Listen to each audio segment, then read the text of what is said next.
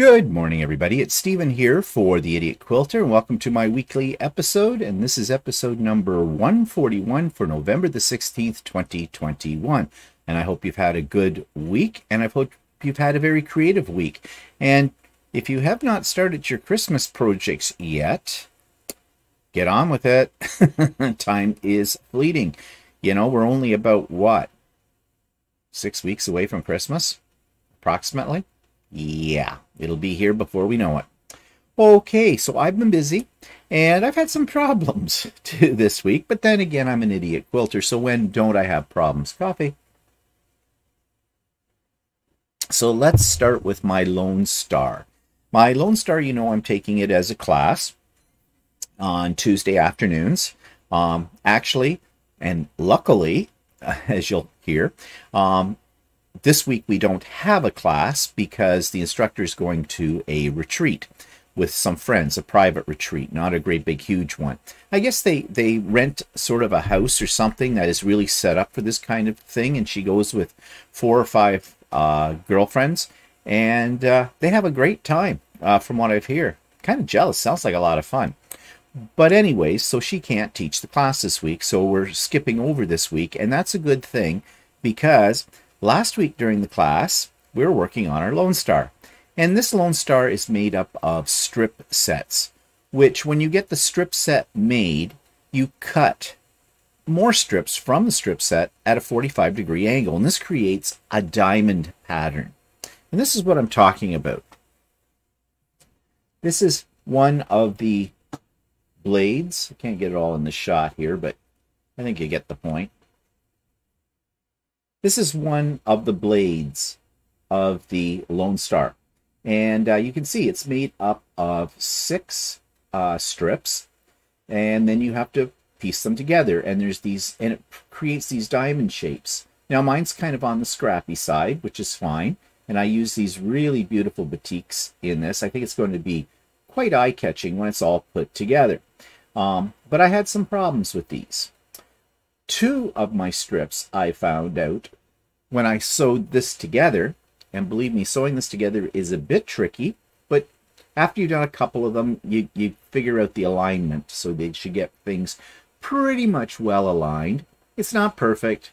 I don't have every one of these perfectly aligned, but luckily I'm using such a busy fabric that I don't think anybody's really going to notice it once the whole thing is put together, unless they stand up real close to it and go to each seam and check it out. And if they do that, they're not my friend. So, anyways, I started sewing these strips together to create this.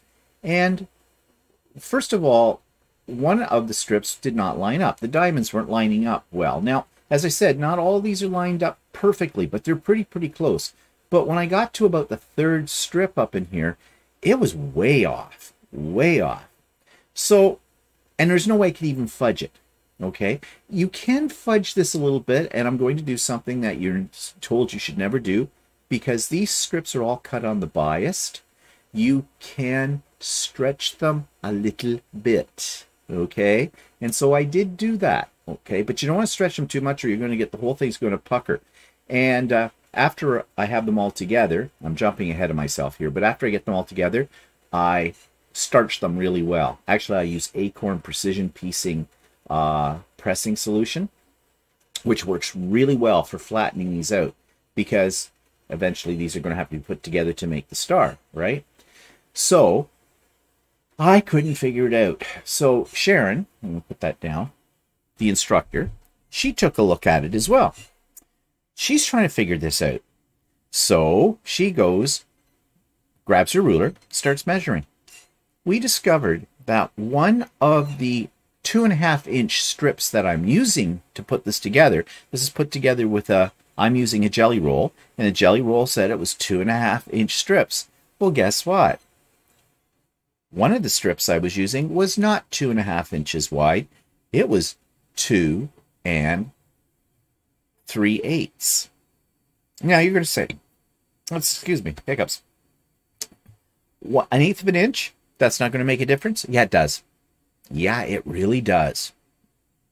So my alternatives were to go to that set of strips, and there's 6 strips in each set, as I told you. And pull out that one bad piece, recut it the right size, sew it back in. And of course, it wasn't at the end of one of those strips, it's in the middle.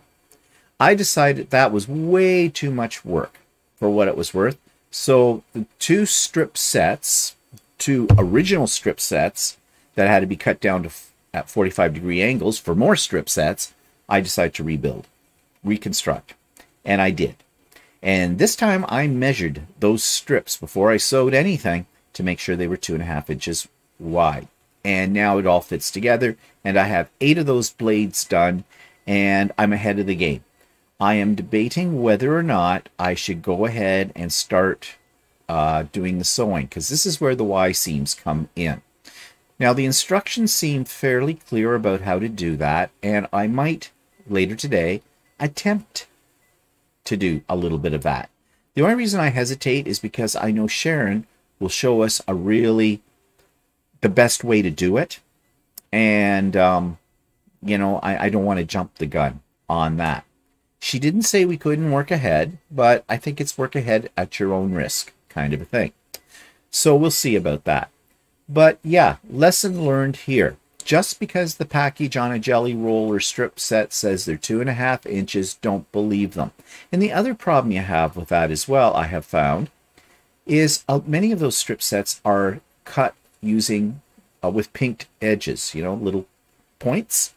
So it's best for you to figure out where they're measuring their 2.5 inches from. Are they going from point to point, or are they going from valley to valley? Because again, that can make a difference. So note to self, always measure your strips before you start sewing them. Unless you've cut them from yardage, double check to make sure that when they were manufactured, they were cut 2.5 inches. So yeah, I always learn something in a class, don't I? So that was a bit of a pain in the butt, and sewing them together as well, like in the blade, that takes some time, but I'm very proud of the fact that I have them together. So we'll see what new hell this pattern, frog in my throat, new hell this pattern can bring to me. Well, speaking of hell, and I'll be right back. Okay, I'm back. Had a frog in my throat. Maybe it's because I just got up. That happens. Anyways, my next problem number 2. Well, it really wasn't a major problem. It was just me being an idiot. So I'm going to throw up here on the screen so you can see what I'm talking about. This is my latest completed project. It was a panel, Santa panel quilt is what I call it. And I've had this panel, this section right in here. I've had this one for over a year. I bought it last year, just before Christmas. Thought I might do something with it. Never did. So this year I decided I would do something with it. Now, I want to make a really quick thing. And I was doing this because, well, not necessarily do I need another Christmas thing to put up in my house. I have lots of Christmas quilts I've made and table runners and all kinds of things. But I thought, you know, it might be great for a nice, quickie emergency gift, you know. You know, sometimes somebody shows up with something for you at Christmas. You're not expecting it. And then, well, at least I feel really guilty if I don't give them something back. So I'll have this in reserve. So I thought, well, it's pretty simple. I added this green border and the wide border on here. But I thought, well, I got to fancy it up a little bit. So have embroidery machine will do fancy. So I made these cornerstones. And I did those on my embroidery machine. And let me just blow them up here for you. So you can see this one, I believe in hope, I believe in Santa. And in the ones at the bottom, I believe. You're going to say, wait, something's missing. Yes, something is missing. There were other words down here. This said, I believe in laughter, and I believe in... I forget what that one said. I believe in peace. Peace, I think. No, that's... Yeah, I believe in peace. That's what that said. So what happened? Well, here's where things went awry. A couple of things went awry with this quilt. So I'm basically improvising this, and when I had finished these, I cut them as 6.5 inch squares, all of them. Those two and the ones on the bottom. Just get it into focus here. And yeah, I thought I was being really clever, except, you know, I am geometrically challenged. You've heard me say that before. So these were squares, but these came out as rectangles, but I still cut them as squares, as 6.5 inch squares, because this is a 6.5 inch border. And my idea was, yeah, I just tack them on the end of the border, away we go. No. These two, not a problem. When I got down here, I realized that my borders were going to be too long. So I had to back up a step, and I did, and I figured out how to get those to fit. I was very proud of myself with the mathematics on that, and so that was great. But what I didn't take into consideration was the binding, allowance for the binding. I needed to make these larger, a little longer, and a little wider would have been nice too, to compensate for when I put the binding on, because the binding was going to chop off the words that were down here before. Okay, I'll come back to this idea in just a moment. So meanwhile, I have to quilt it. So I put it on Juicy Lucy. Let's do a little close up here, and you can see my quilting. And I did this was not a Christmas design, but it sort of looks Christmassy. It looks like the tops of Christmas trees or something like that. So I forgot. I can't quilt over top of these because it would be a mess.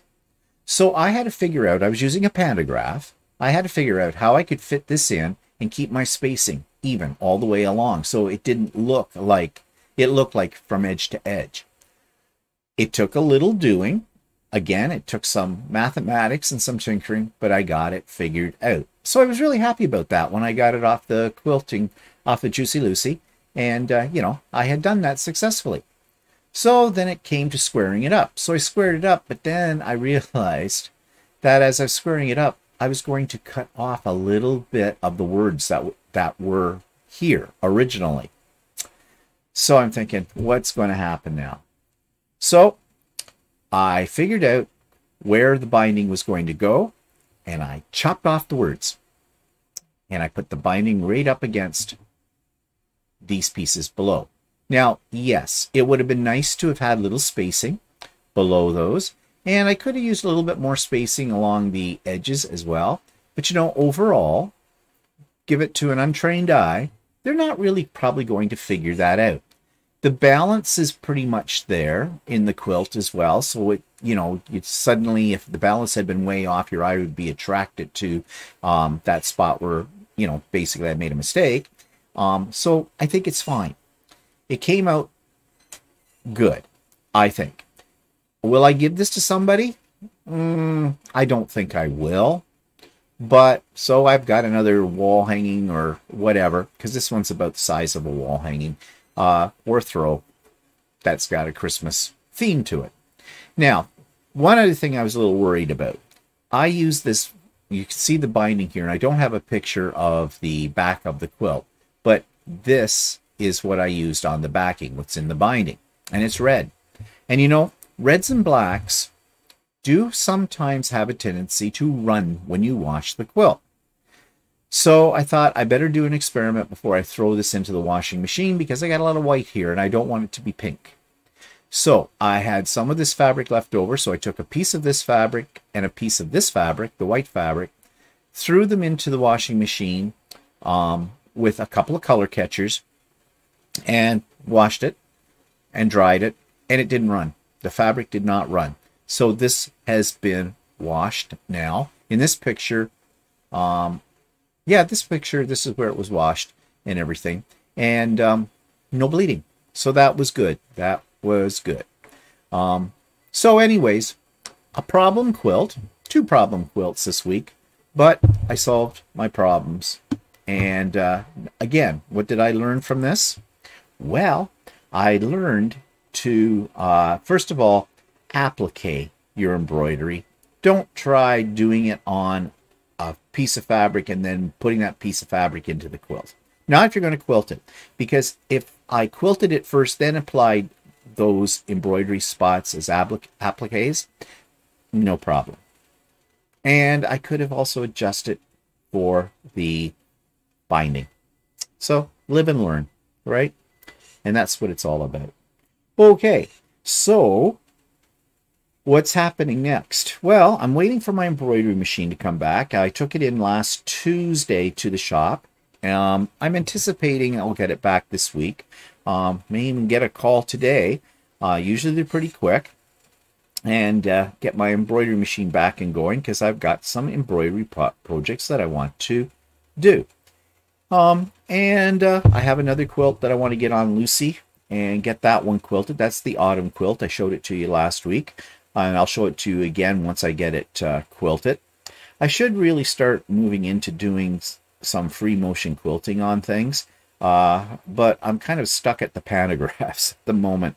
Why is that? Well, lack of confidence, for one thing. And second of all, I do still have some UFOs that I want to get done. And pantographs are the fastest way to get the UFOs done.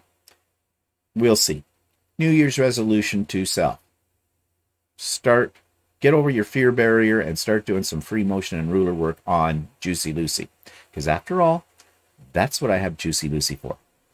Okay, so speaking of other problems, let's talk about iron problems. Okay, so I did a little video about this. I'm going to insert that here. This week, in the form of a demo, I thought I'd set up something that's more of a warning and something that I've learned the very hard way. And that has to do with steam irons. Now, there are tons of irons on the market, and you can get them for as cheap as well under $50 and as much as $400 or more, depending on the style and the brand. And I have had two expensive irons since I started quilting. The first one I bought was an Olysio, and this is a picture of it right here. Now, the reason I bought the Olysio was because I wanted a really good iron. I wanted to invest in a really good iron, and this had a very good name. At least I thought it did. But what really attracted me to this is, well, I call it the iron that pops. Because if you notice down here at the bottom, there's a little foot, and my iron is sitting flat. Well, it's not actually touching my pressing mat. It is raised up, and that's the beauty of this iron. You don't set it up on its end like you normally do with most irons, which makes them fairly unstable and easy to tip over and fall off your ironing board or off your pressing area. This one is more stable because it's laying flat, but it's raised up automatically from your pressing mat or for wherever you put it, wherever you set it down, and it's not going to scorch or burn into whatever it's sitting on. And it does it automatically, and it's touch controlled. So as soon as you grab the handle up here, it releases and you can use it as you normally would. As soon as you sit it down and take your hand off the handle, it pops back up. I thought that was a really cool feature. And of course, it's a steam iron, and it had really good steam when I first bought it. So this was expensive. This iron ran over $200, and I loved it for a while. But after 1 year, actually 13 months after I bought it, it decided to just stop. It would no longer heat up. It would no longer pop up.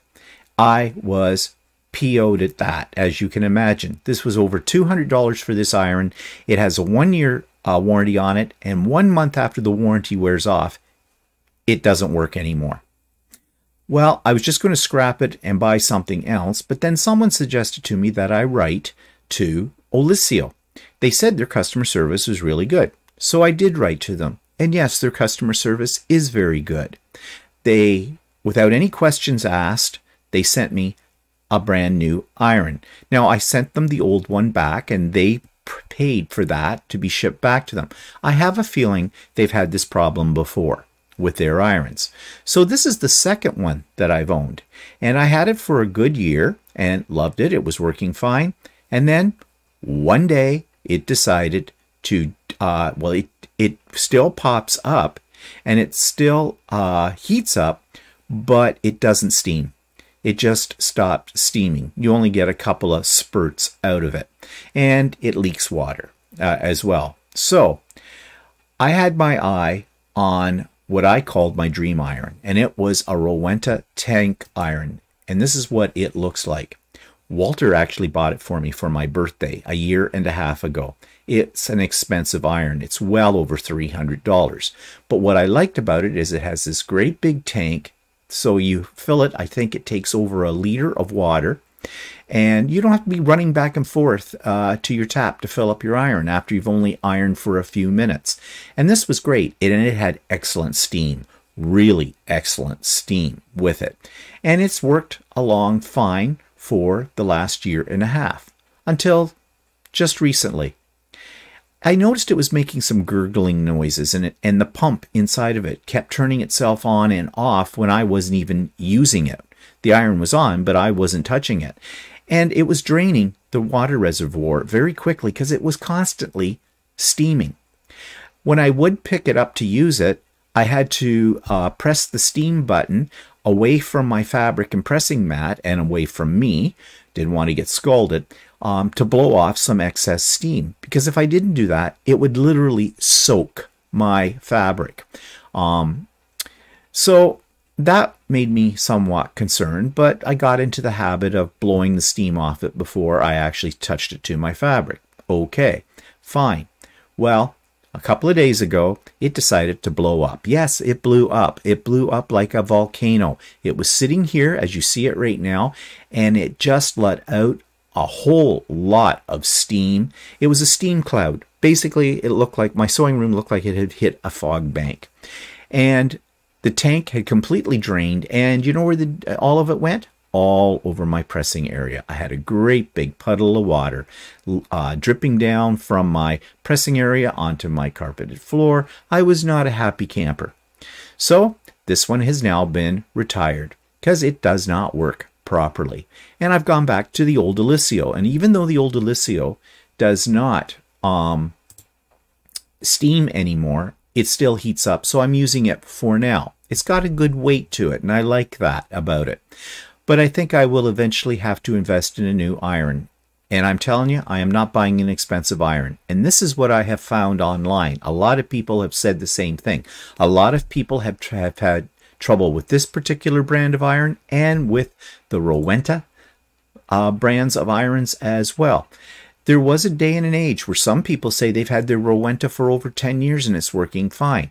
But I have a feeling that in this modern day of manufacturing, that they've just gotten cheaper and cheaper and they just don't care. I wrote to Rowenta, not about this iron, but about another travel iron that I had a problem with, and I never got an answer back from them. They do not have good customer service whatsoever. So how am I going to get around these problems? Well, I'm going to do what people have suggested. Two things. One, buy cheap irons. Go to Walmart, pay $30, buy a cheap Black & Decker or a Tefal or something like that. When they break down, they're disposable, buy a new one.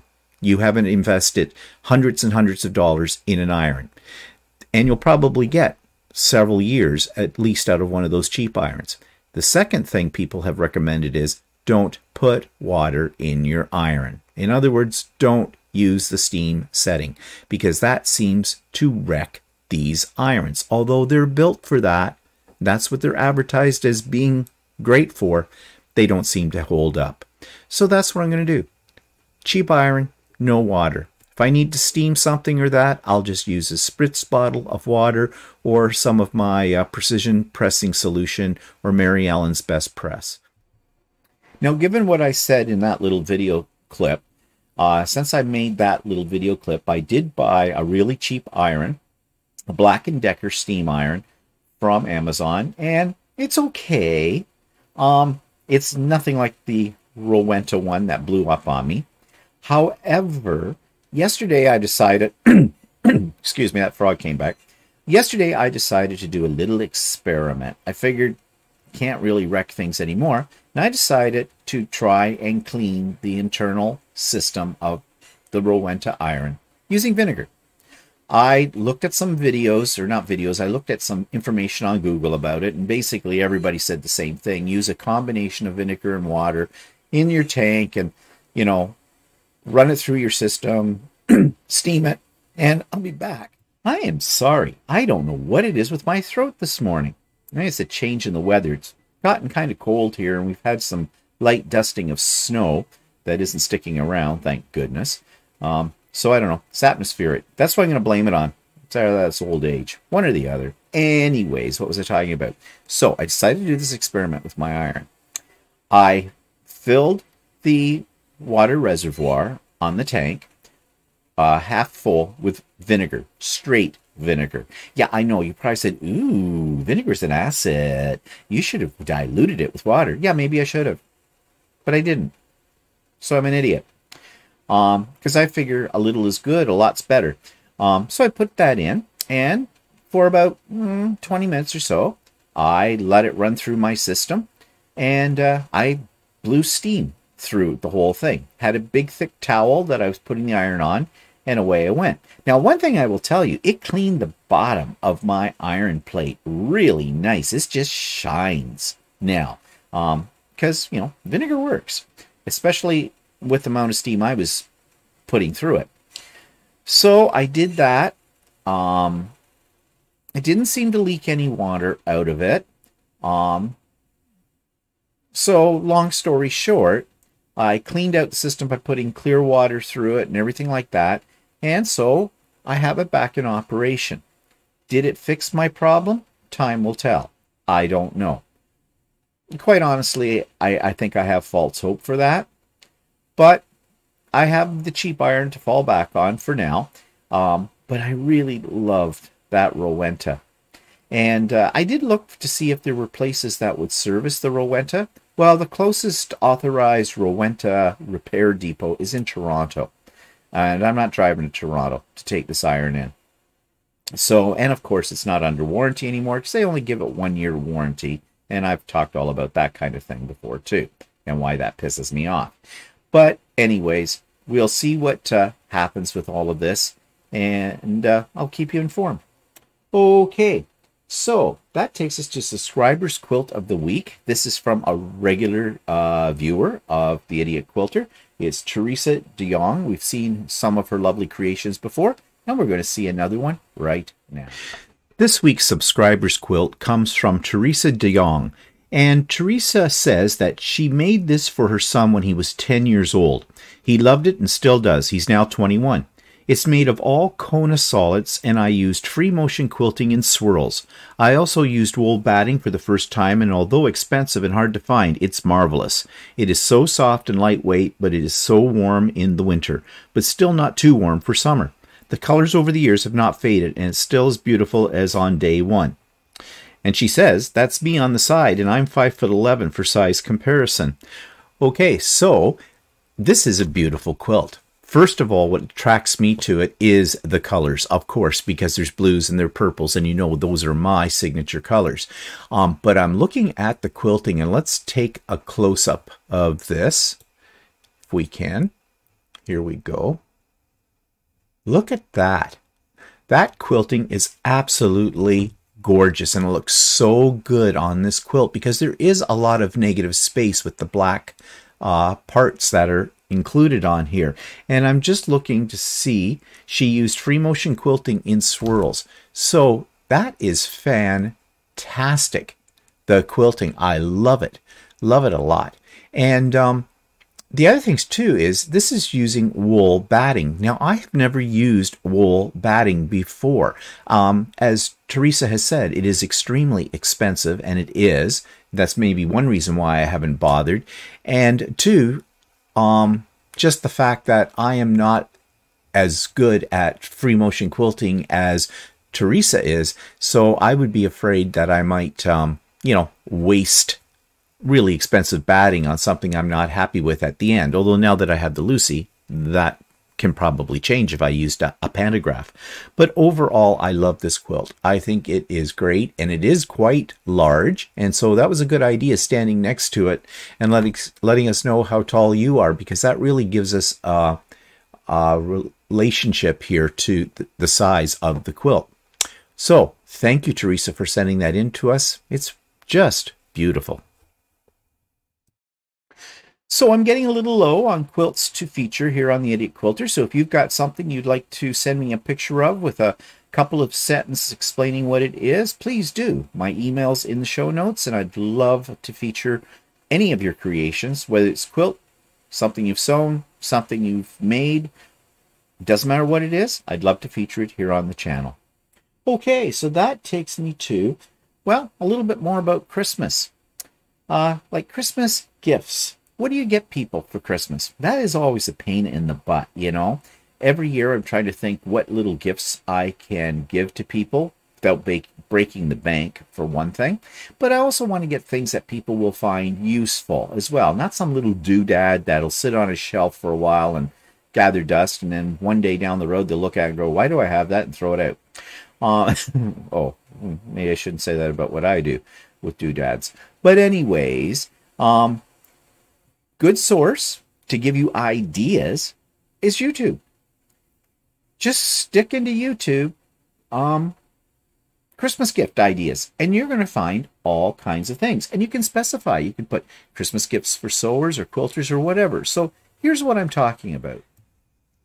This week's YouTube channels are actually ones that have to deal with Christmas gifts. This is the time of the year where we're getting excited about the holidays coming, and we're doing all kinds of planning. And part of that planning involves figuring out what we're going to give people for Christmas. Well, if you're like me, you never know what to give anybody. And it's very nice to be able to make something for somebody because it's one-of-a-kind gift. Especially if you give it to somebody who appreciates the time and effort you put into sewing something. So YouTube is just a wealth of ideas for Christmas gifts. So you can see here on my screen, I have gift ideas, last minute Christmas sewing gifts, 10 holiday gifts, gift ideas, and it goes on. There is a list, 10 amazing gifts to sew for Christmas, 9 easy Christmas gifts to sew, Christmas gift ideas, and it goes on and on and on. And many of these are put up by major YouTube creators as well, like Shabby Fabrics is here, the Sewing Room channel, things like that. So there is a wealth of ideas for you. So if you can't think of something on your own, why not go to YouTube and do a search? I'm sure you'll come up with something. So that takes me to what's on my vision board, and I have a quilt pattern, which is actually an in-the-hoop type of pattern that you do. This is one that's all embroidered, and it's called Sewing Quilt. And, well, I'll explain this in a little bit more detail with a better picture so you can take a look at this. A pattern that's on my vision board to do very soon is this one. Now, this is a quilt. It's called the Sew Quilt because everything on here has to do with sewing. However, this is not a traditional pieced quilt. Each one of these little blocks is actually done in the hoop on your embroidery machine. And I got this pattern and the files for this from OESD, which is Embroidery Online. They're not particularly cheap. It was like $49.99 for the files, American, so that works out to almost $60 Canadian. But when I saw it, I thought this was something a little different and something I would like to do. Now, I have done quilts in the past that are done using the in-the-hoop method before, and they've turned out pretty good. They're a lot of work with this. And I'm not sure if each one of these little blocks is also includes some quilting. I don't think they do. If I blow one of these up a little bit, nope, doesn't look like they do. So I may have to figure out how I would quilt this. And just my initial reaction is I would probably do a form of stitch in the ditch around each one of the blocks. And I might do something in the sashing. I think I'd keep it very, very simple because this quilt is very busy. And it's really not a quilt. It's more of a wall hanging. But I do love doing these kind of things, and this will take a long time to do, and I'm not sure when I'm going to get to it. But I will eventually. And so that's what's on my vision board this week. And speaking of Christmas gifts, I'm making a whole bunch of these. What are these? These are little snowflake tea light electric tea light or battery operated tea light candle holders. And I think they're really cute. So I'm making, you can see them over, what fingers? This finger. Over here, there's a tray of them. I'm making about 36 of these suckers because I'm going to put them in all the little Christmas package gifts that I'm making for various people. Put a couple in each. They're 3D printed, and you can probably hear in the background I have all 3 of my 3D printers running right now making these. They take about 2.5 hours to make each one. I can make 3 at a time because I have 3 3D printers, and I just think they're really cute. I went onto Amazon and bought some of these little battery-operated tea lights, and they're kind of cute. They flicker a little bit, which is nice, and they came with the batteries already in them. I thought that was a bonus right there. I think you got 24 of them for about, well, with tax, $29, which, not too bad. And they're good quality. They seem to be very good quality as well, because I know you can go to the dollar store and pick these cheap things up, and, well, you know what I have found with the dollar store ones is they go through the battery very quickly, and they all take those disc batteries, and if you buy those at the dollar store, you go through those very quickly too. It is what it is. So I thought it was worth it for that. So yeah, not a quilting gift, but it's going to go along with some of the other things that I made that I've shown you before. Okay, what's that take me to? That takes me to just a reminder. There is a new edition of the Idiot Quilter Presents Musings. And this is where I have a little rant about machines and my love-hate machine relationship. Machines just love to hate me for some reason. Okay, so that takes me to one of my quilts. And since I've been on this one talking quite a bit about Christmas, I'm going to show you a Christmas quilt that I made earlier this year that is going to be a gift. And yeah, here it is. This week, the quilt I'm going to critique that's my own is one I should not critique at all because this has been made as a gift. And I have shown this to you a few weeks ago when I first got it done, but today I'm going to chop it up a little bit because, well, I've yet to make the perfect quilt, although this one's close. Okay, so first of all, you can see on this quilt that this is a scrappy quilt. I did make it from scraps. Well, sort of. I had this fabric in yardage, but the design is my own. And I knew I wanted to do something with flying geese, so that's what's in this inner border in here. But it all started out with this centerpiece, and let's just take a look at this. I did this little piece of machine embroidery, and not really having any plan as to what I wanted to do with it. So, when I started working on this quilt, I had the quilt pretty much done, but this center part was kind of boring. It was just a square of fabric. So I decided that I would put this embroidered piece on top of that, and I actually embroidered it on the same background fabric that I used in the square. After I had embroidered it in this little circle, I appliqued it with a satin stitch to the center of the quilt. And it is well stuck down. Now, it isn't, this looks very kind of rough around the edges, but that's basically the pixelization in the video, in the picture, the way that I took it. Now, you can see that I did quilt it. I quilted it on the long arm. This was one of the first projects that I actually quilted on my long arm, and I didn't have, I'm trying to find an area here where you can see the quilting a little better. I didn't really have a Christmas design. This is a pantograph. I had just got Lucy at the time, so I used something that I thought sort of looked Christmassy. It's basically a leaf design. However, I think they're oak leaves, but they do kind of look like holly leaves, you know, if you use your imagination. And it's subtle enough that I don't think anybody would really notice that it's not strictly a Christmas design. I did get it bound, and I got my corners all mitered and everything like that, so I'm very happy with that. And I'll just show you the back, because I did a pieced back, and I just have to flip over here if I can. Okay, let's see. Here we go. Yeah, now you can see them side by side. That's interesting. Didn't know I could do that. Okay, so here's the back of the quilt. And I had some of the flying geese left over, so I decided to piece the back with that down the center. And again, the actual quilting, you can't really see all that well on the back of this because I used a color that blended right in with the background. Now, as I said, this quilt is going to be a present. And let's just go back here. There we go.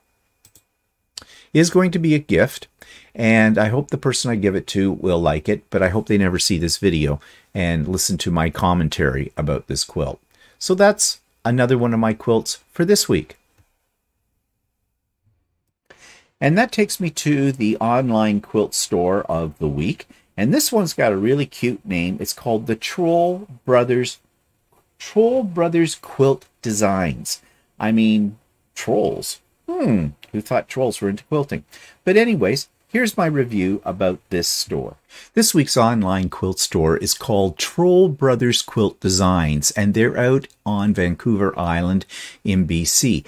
And just the name alone attracted me. So I have not seen this previously. So as I look at this, you're getting my review. So this is their homepage, and they have the usual things you suspect from the top. They do have subscriptions. We may take a look at that in a moment, but let's go down and see what they have. So they have a slideshow of, looks like, their newest fabrics. And they have a list of some of their other things: bundles, Ruby and Bee solids, quilt kits, English paper piecing.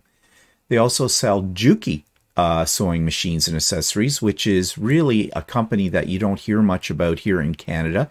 And they have Silly Moon Quilting Company listed as well, which is rulers for ruler foot quilting on domestic and long arm machines. They sell Aurifil thread. They have pressing mats, patterns, Merchant and Mills bringing style and purpose to overlooked world of sewing. I don't know what that is. We may have to investigate that. Bag making supplies and kits. So it looks like they have a whole lot of items here. They have a shop, an actual physical shop, and it's listed here. And they say they're on Vancouver Island. Modern quilt shop for Canadian quilters. Okay, so let's go back to the top of the screen and let's go under shop and take a look at fabrics. So we'll do all fabrics and see what kind of variety they have here. And it's coming up. I think it's coming up. It's a little slow today. There we go. So they have a search category, best selling, and I imagine you can do other things. Yep, price wise and that's always nice. And then they have things by theme. So that's nice how that's set up as well. Okay, so let's check out their price. All right, they let us know right off the bat when something's sold out. I appreciate that. Don't like finding that out when I get to the checkout part of the website. Free Spirit Fabrics. Well, they seem to have a nice selection of fabrics, and everything seems to be running from $445 to $495, and that's per quarter meter, and they tell you that right up front. So that puts them slightly under $20 a meter for, looks like, for most of their fabrics, which is a reasonable price given today's prices on things. Well, they have a few though that they have marked down as well. So, yep, there seems to be a large selection of fabrics. Now, can you do a search by manufacturer? Oh, yes, you can. So let's take a look at who they have.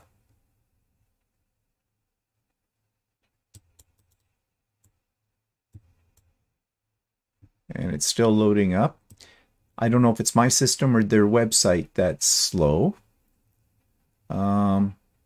That's fabrics by manufacturer, but okay, so they haven't got that in place yet. So the trolls are hard at work listing all the bolts of fabric to this collection. Please pop by again, and they should be here for viewing pleasure. Okay, that means that maybe they're relatively new online presence anyways. Okay, what else can we shop for here? There's new arrivals, fabric by color. Okay, I'm having a little trouble with their pull-down menus.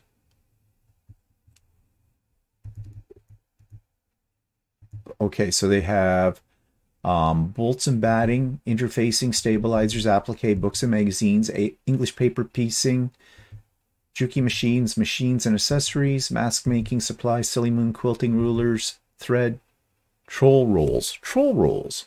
What are those? Let's check that out. And they have wide backing as well. Okay. Introducing our newest item in the shop, troll rolls. Mama troll rolls and baby troll rolls. Troll rolls each consist of 20 strips of some of our favorite current and past fabrics we have come to love. Strips measure 5 inches wide and 45 inches long with the fabric. These rolls are scrappy rainbow. Okay, so they basically have their own form of a jelly roll. So there's what they look like right there. That's interesting. I haven't seen anybody do that before. So they make their own pre-cuts, basically. Although it looks like they sell commercially manufactured pre-cuts as well. So that's kind of interesting. Prices don't seem terrible on these as well, depending on how many you get in a set. Troll rolls scrappy quantities. So I think what it looks like is they take the end of their bolts and they make up these troll rolls, which is not a bad idea. That's sold out, so can't get that. But yeah, that's something I've never seen before on any of the other websites I've reviewed.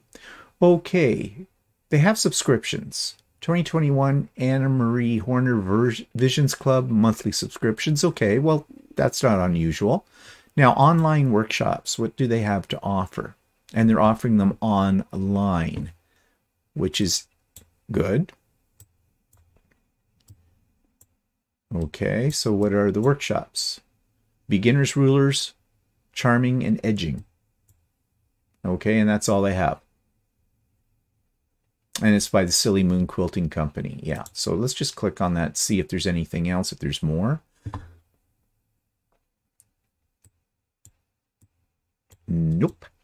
We only have what it looks like is the one class online. Okay, patterns. This PDF patterns. I like PDF patterns because I can get them immediately. Just download them to my computer. And they only have one. So this is making me think that maybe this is a relatively new online store. They do have a brick and mortar store, but this looks like this might be new because it's not well populated yet, with the exception of the fabrics. They have box sets.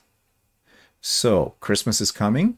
Would this be something that might be appropriate as a Christmas present?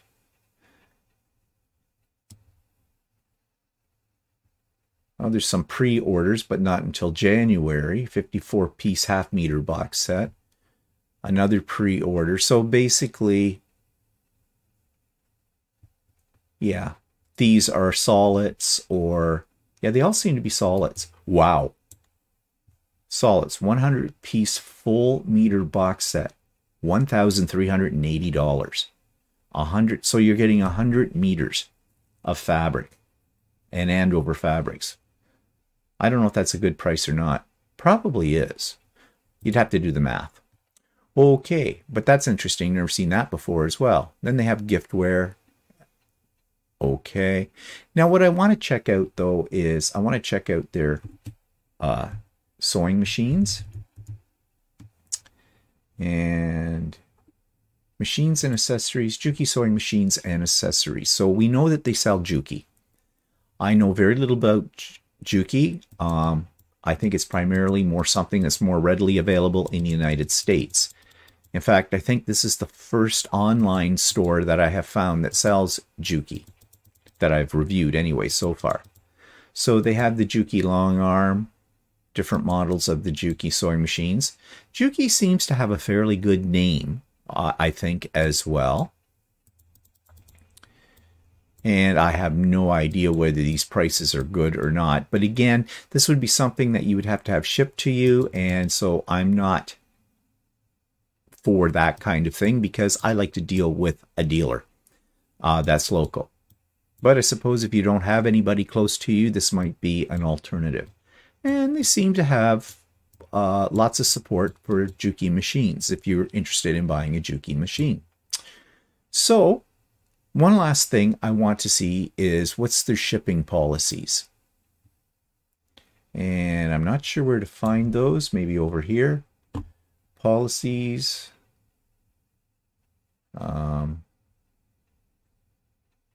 Free pattern. Oh, they have free pattern downloads. Okay. Well, we'll look under policies and see if they have something about shipping. Yes. Okay, they do. We try to get our orders out as fast as we can. Orders will be processed and shipped out within 5 to 7 business days. We charge flat rates for shipping. Thread orders are subject to a shipping charge of $12.95 plus applicable taxes. If you have ordered thread, Canada, curbside pickup available for locals. Okay, here's, oh, it looks like they send it by Canada Post. So if your item is up to $10, $6.95, there's no tracking. If it's over $10 and up to $250, it's a flat rate and it's insured for $100. That's good to know. And tracking is provided for $12.95. Well, that's fairly reasonable. And even this is insured for full order value. So if you had over $100 worth and you're worried about it, you could get this with tracking for $16.35. Well, I don't think that's really out of the way. If it's over $250.01, it's free shipping and it's insured for $100, tracking is provided, etc. So, okay, their prices, shipping prices seem very reasonable. And they do ship to the United States, and even that does not look bad in terms of cost either. So this is definitely a site I think I should check out a little bit more and maybe try to order some things from them when I get a chance. So that's Troll Brothers Quilt Designs. And so that's it for this week on the Idiot Quilter. I hope you enjoyed this episode, and if you did, give it a thumbs up. I don't think I've ever said that about one of my videos, but you hear it all the time on YouTube, so I'm on the bandwagon. Give it a thumbs up, like and subscribe. Yeah, whatever. Yeah, there was something else I was going to tell you. Yeah, okay. Interviews. I'm still open for anybody that would like to be interviewed. Email address is in the show notes below. Send me a message. Send me your stuff to show. And yeah, I hope you have a great week. I hope you're getting on with your Christmas projects. And yeah, stay healthy. Rented lips. Stay healthy, happy, and creative. And we'll see you next week. Bye for now.